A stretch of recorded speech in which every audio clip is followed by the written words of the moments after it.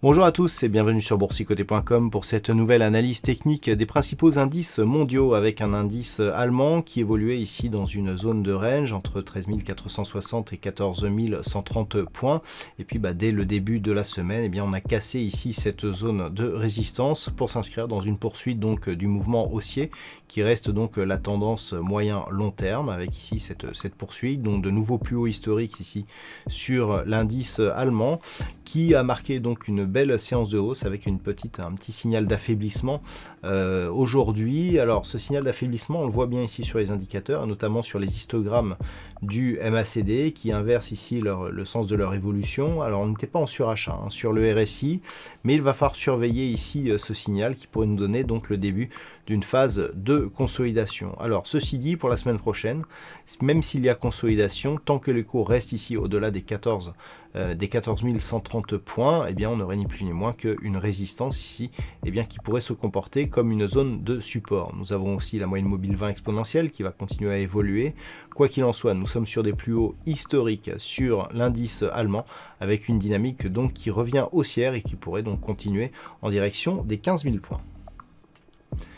La semaine dernière, sur l'Eurostoxx 50, on avait mis en évidence le fait que les cours avaient cassé ici cette zone horizontale, zone qui était précédemment une résistance, qu'elle servait bien ici comme support avec ses nombreux contacts ici et malgré cette attaque, on l'avait retrouvé ici en fin de semaine dernière. On avait une évolution qui se faisait plutôt au-dessus de la moyenne mobile 20 exponentielle et je vous indiquais que la dynamique restait haussière, tout du moins tant qu'on restait ici au-dessus des 3657 points.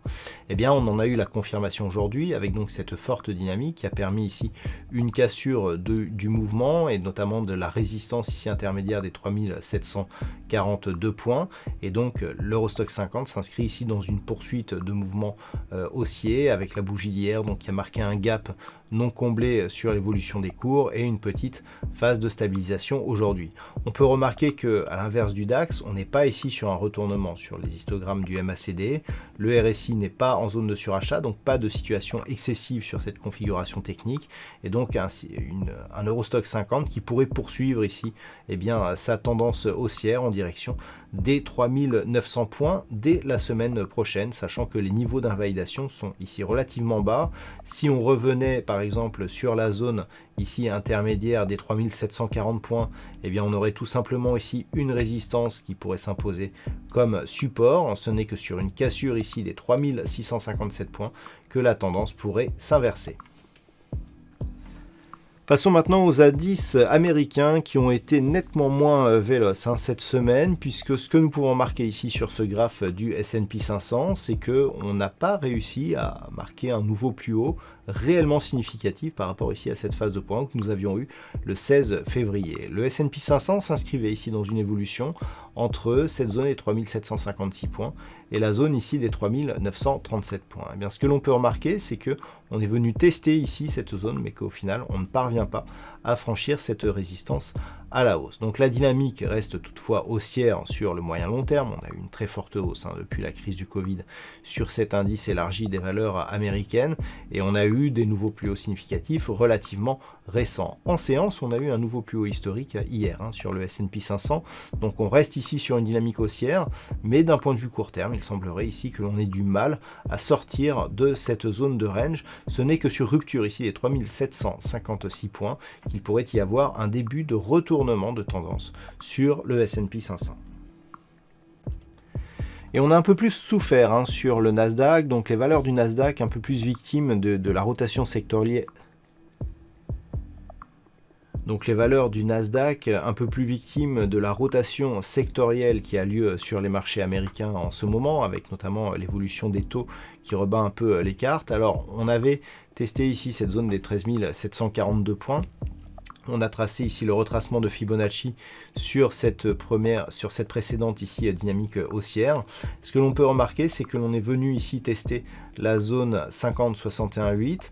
On avait ici identifié une zone à 12 205 points. Cette zone a bien provoqué ici un rebond, puisque les cours ici sont inscrits sur un mouvement haussier. On est revenu au-delà de la zone des 12 766 points qui s'inscrit depuis comme zone de support. Donc d'un point de vue très court terme, on peut avoir un espoir ici sur cette phase. Sauf que par rapport au retournement, ici on a franchi la moyenne mobile 20 exponentielle sur gap. On est venu marquer ici un contact sur la bande de Bollinger inférieure, donc plusieurs contacts ici sur la zone de support. On revient ici au contact sur la moyenne mobile 20 exponentielle.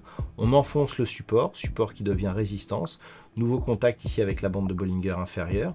Et même si on repasse ici au-delà des 12 766 points, pour l'instant on reste ici sur une moyenne mobile 20 exponentielle qui agit comme résistance.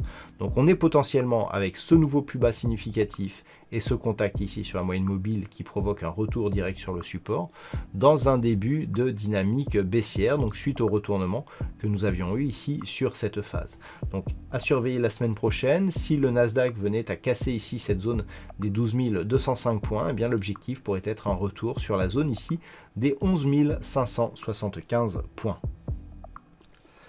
Et puis enfin, sur le Nikkei, eh bien, nous restons dans une dynamique plutôt haussière, puisque la zone ici des 28 800 points, qui représentait une résistance ici sur toute cette phase, depuis son franchissement, eh bien, a semblé agir ici plutôt comme zone de support. C'est en tout cas ce que nous avons eu jusqu'au début de cette semaine, et des cours donc qui semblent remonter. Alors on est loin de niveau historique sur le Nikkei, mais lorsque l'on prend un petit peu de recul par rapport à cette dynamique, on avait ici cette phase de neutralisation, puis cette brusque accélération ici qui avait été provoquée par la cassure de cette zone des 23 600 points, avec donc ce changement de trend et donc des cours qui restent bien ici au-dessus de la moyenne mobile 20 exponentielle. Donc toute la phase dynamique, on est bien resté ici au-dessus de cette moyenne mobile, sauf que là, par rapport au mouvement actuel, on a cassé la moyenne mobile, on est venu ici au contact sur la bande de Bollinger inférieure, ce qui n'était plus arrivé depuis un bon moment, et on a du mal à repartir.